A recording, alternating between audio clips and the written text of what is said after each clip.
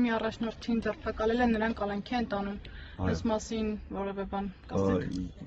Ես չեմ ուզում այդ մասով ինչ-որ մեկնաբանություններ անել։ Հիմա եթե տանում են, գիտեք, պետքա որոշակի բաներ նաև ասեն, թե ինչ պատճառով են տանում։ Իսկ պատճառները հնարավոր է որ այս ամենի հետ կապ ունենա, հնարավոր չունենա։ Ունի, որովհետև այսօր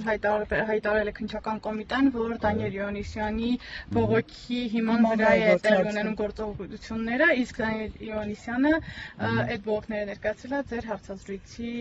Եկեք սպասենք քննությանը, կտեսնենք այդ ժամանակից առաջ չեմ ուզում ընկնել եւ այս մասով մեկնաբանություններ չեմ ուզում։ Իսկ ինչ եք կարծում, պիտի ձեր հայտարարությունը քննվեր ընդհանրապես իրավական հետևանք պիտի ունենար այն հանգամանքը, որ դուք թեմից ստացել եք հրահանգ մասնակցելու ցույցերին ձեր կամքին հակառակ։ Պիտի քննվի այս հարցը։ Այս թեման, բայց շատ ու շատ թեմաներ։ Չէ, կոնկրետ այս թեման։ Պիտի քննվի թե ոչ։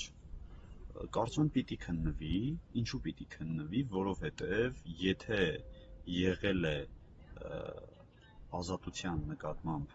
ճնշումներ մարդու խոսքի, իրավունքի եւ առհասարակ ընտրությունները կլինեն, ցույցերը կլինեն, դրանք այնպիսի շարժումներ են, որ մարդը գաղափարապես դրան պիտի հարի։ Եթե դու գաղափարապես այդ շարժմանը չես հարում, բայց այնտեղ ես, դա էլ է տարօրինակ։